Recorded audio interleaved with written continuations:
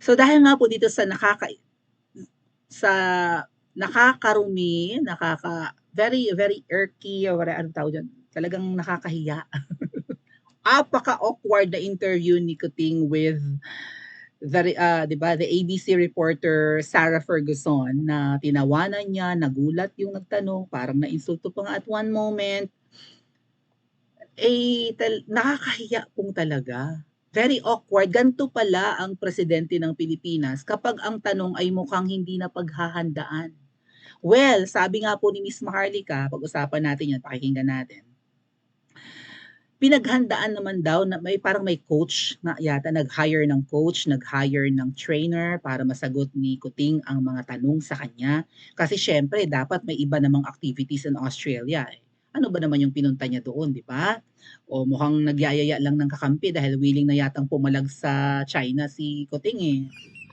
So, nagpapakampi sa Australia, right? So parang ang tanong nga sa kanya ng reporter, ano ang gusto mong mangyari kat nandito ka? Parang ganoon eh. Ano ang gusto mong gawin ng Australia para sa iyo? At bakit dapat kaming mag-participate diyan? Uy nga pala ha, maisigit ko lang. Nabanggit din ni Kuting doon ang tungkol sa sa Bataan, right? Corregidor Bataan, yung parang last frontier ng ang Pilipinas. Kaya daw parang na kasi bongga daw yung na yun eh, yung labanan in Corregidor, 'di ba? So parang ang message yata, ewan ko kung tama yung pagkakaintindi ko mga at kuya. Hindi daw umabot sa Australia ang World War II dahil ang mga Pilipino, lalo dyan sa Corregidor Bataan, ay they fought valiantly. Kumbaga lumaban ng bonggang-bongga sa mga Hapon. Something like that, no? So parang napigil daw dito sa Pilipinas yung yung paglala ng World War III na yan. So dapat may iba pa daw mga bansa siguro na maaabot ng pinsala ng giyerang yun. Pero dahil nga daw po magaling yung pakikipaglaban ng mga Pilipino sa Hapon with the help of the US there in Corregidor, ay hindi daw umabot so parang may utang na loob pa pala ang Australia sa Pilipinas. So dapat daw tulungan din tayo ng Australia dito sa conflict natin sa China. Ganun akong parang nag-get sa interview sa kanya. Anyway, sablay nga po tong interview na insulto yung si Sarah Ferguson sa mga pagtawa-tawa ni Kuting. Di umano dahil nga sa nakakahiya, syempre naintindihan naman ng asawa niya yung sablay ng mga sagot. Talagang hindi po yata. Are you proud of our president na hindi kayang sumagot sa ambush interview? Matagal na namin nahahalata yan kapag biglaan ang tanong, either magwo-walk out yan siya or tatawa-tawa lang. And nagsa-stutter, nauutal, nabubulol si Kuting. I am not proud of our president, mga kuya. At alam nyo, napapamura ako kahit na ako'y mag-isa lang, marinig ko siya sa balita, or even mag-scroll ako sa media, makita ako ang mukha. Naiirita ako, may papakita ko sa inyo picture mga kuya. Itong itsura ni Kuting na mahilig siya magbuga ng may gano'n na naman siya, may bago siyang mannerism. I don't know, matagal na siguro yan, kaya lang ngayon ko lang nakikita yan. Mahilig siya magbuga ng hangin eh. Nabulyawan tuloy ng asawa. Ito yung moment na sa tingin ko nagsisinungaling siya or kunwari parang exasperated siya or parang kumbaga parang sawa na siya sa tanong na to. Look at him. Yan, ini-screenshot ko po yung facial expression niyang parang ang dating sa akin, ano ba yan? Yan na naman ang tanong or ano ba yan? Ilang beses ko na tong narinig. Hindi ka nga kasi sumasagot ng matuwid kaya minsan naitatanong. May siya magbuga ng hangin yan kuhang-kuha yung kasi ganyan din yung buga-buga niya ng hangin nung tinanong siya patungkol sa pulburon. Saan siya papunta nun? I think he's on his way to Vietnam or somewhere after nung unang-unang prayer rally ni PRRD. Mga atat kuya,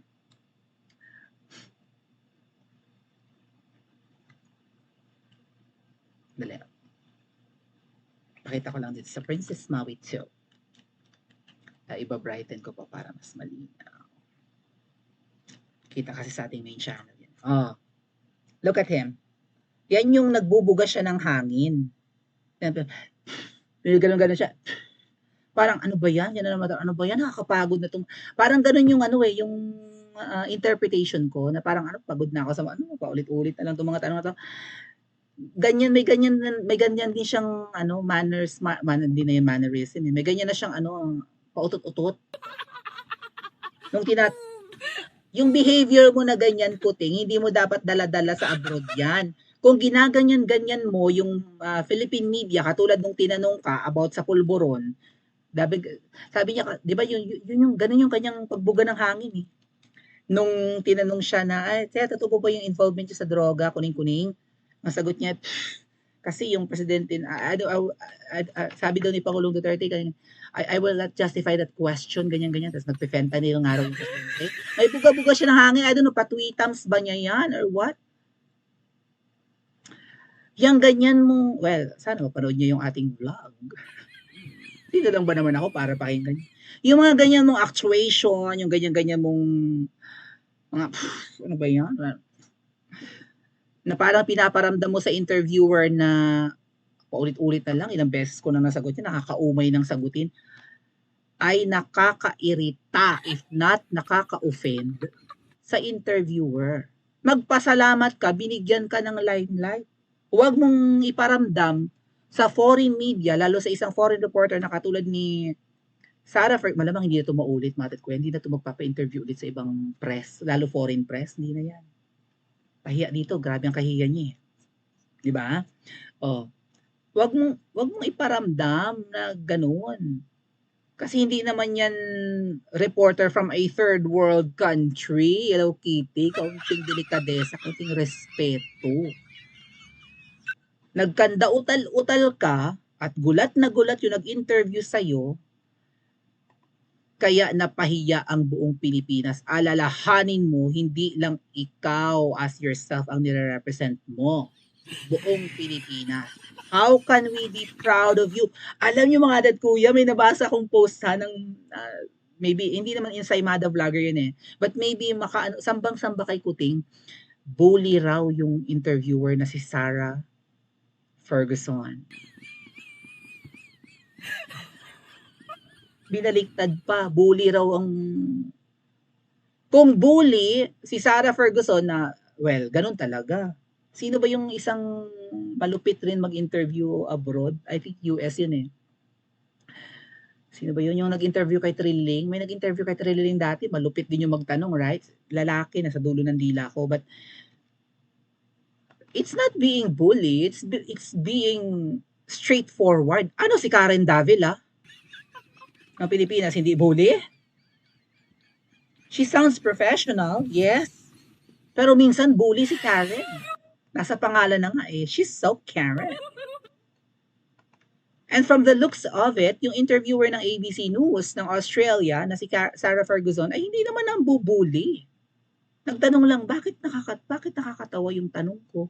Bakit mo bully? Kung tutuusin, si Sarah Ferguson ng Australia, makaramdam na siya inabubuli. Nabastos ang ini-interview niya. Yun kasi ngayon yung kanilang dapat, I don't know, panibago na naman siguro nila yung baka nagbabuffer. Okay pa ba signal natin? Hello.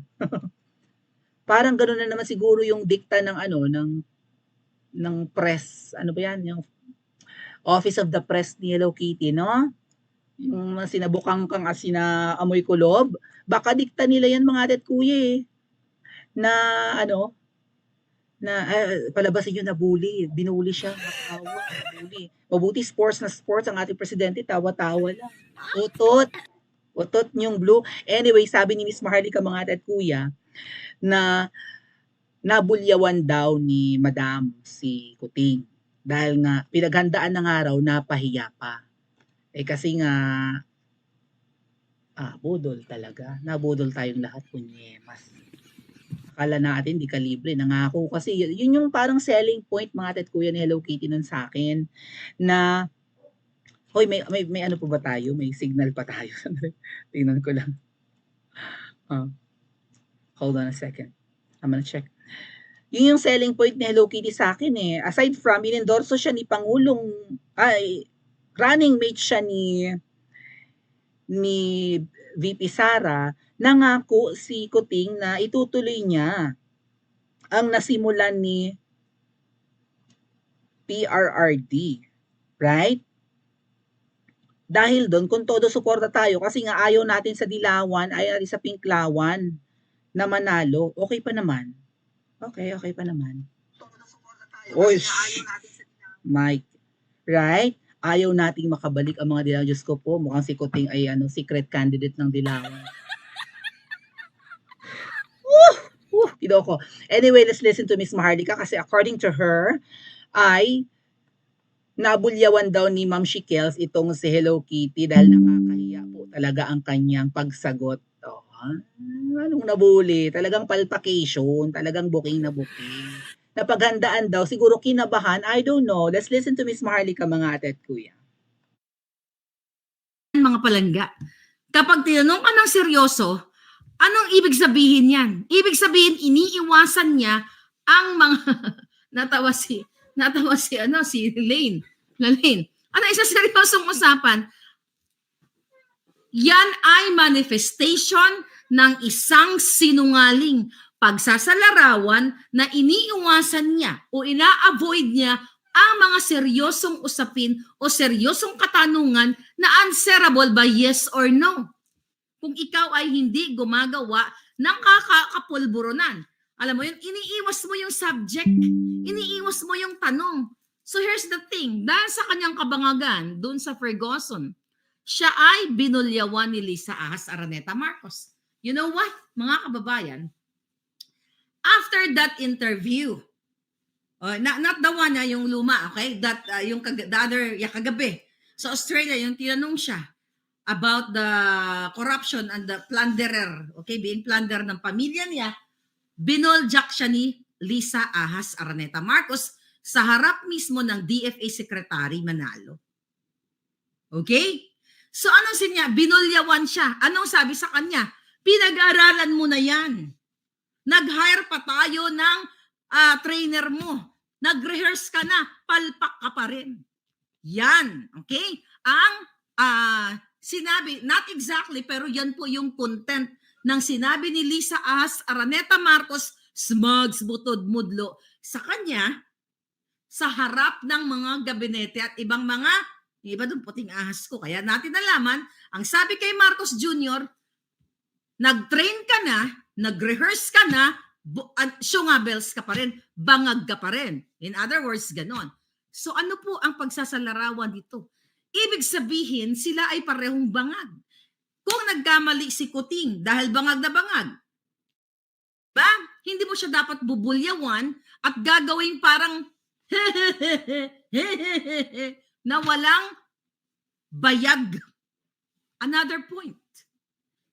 Ibig sabihin, ang Kuting na ito ay nuknukan ng kadyutang inihang kasinungalingan. Kasi you don't need rehearsals. Palangga, hindi mo kailangan mag-rehearse kung nagsasabi ka ng katotohanan. Okay? Alright.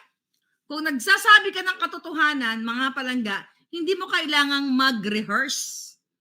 Kasi galing yan sa puso mo. Bakit ka magre-rehearse? Bakit ka mag-hire? Okay? Bakit ka mag-hire ng trainer mo para turuan kang sumagot? Ibig sabihin, bangag ka. Diba? Bangag ka. Bakit kailangan mong bakit kailangan mag-hire si Lisa Smugs? You know what I mean? So ngayon, binulyawan siya ng bonggang-bongga doon sa Australia. Mga palangga, pinahiya siya. Kasi nga naman, wala namang hiya si Lisa Smugs doon sa mga nakarinig sa kanya. Kasi nga naman, alam ng even the PSG, even yung mga nakapaligid, alam nilang under the saya o first gentleman o walang bayag talaga si Kuting. Kaya binulyawan siya sa Australia, mga palangga.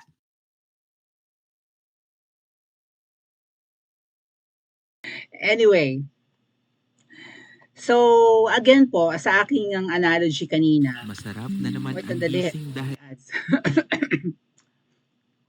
Kung ang isang estudyante ay top-notcher, right?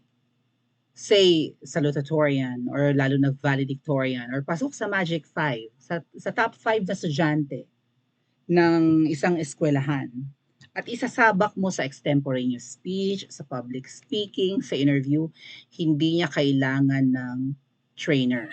Maybe i-ga-guide siya or sasanayin din ng advisor, pwede yon. Pero yung mag-hire pa yung advisor ng, say, 'di ba, a third party trainer, mag-hire, magbabayad. It means to say na, what the heck? Even yung mga ipako-compete mo sa declamation or whatever, i-guide na lang yun ng advisor eh. 'Di ba?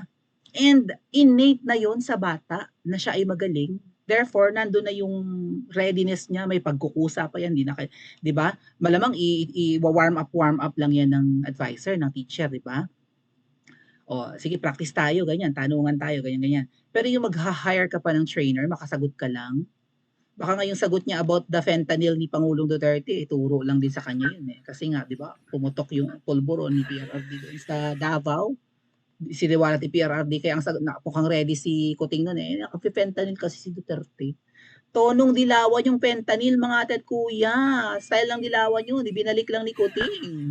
Yun yung panira kay PRRD ng mga dilawan ng panahon ni Tatay Digong. Oh. Tapos, nag-hire? Can you confirm this, Ma'am Shi?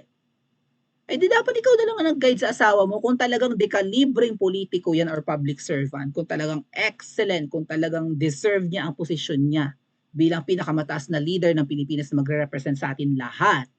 Kahit ikaw na lang as a wife, 'di ba? Abogada ka naman, maestra ka pa.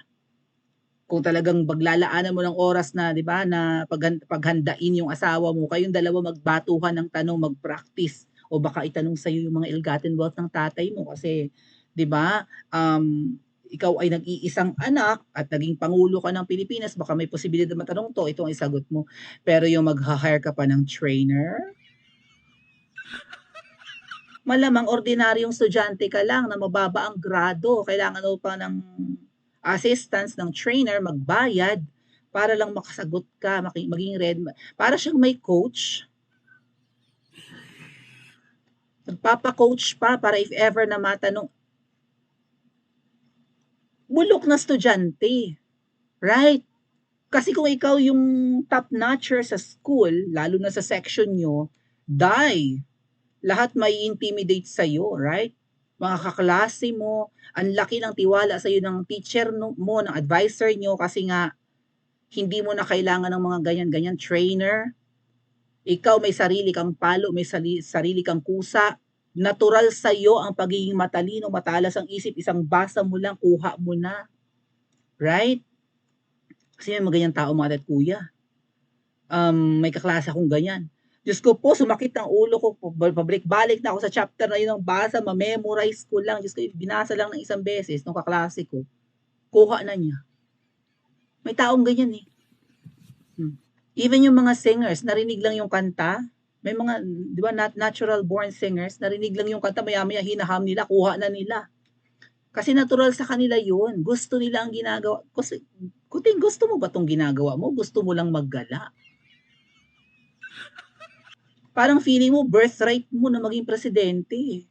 Porke ang tatay mo, presidente, porke tumira kayo ng 20 years in Malacanang. Birthright mo na bumalik ng Malacanang.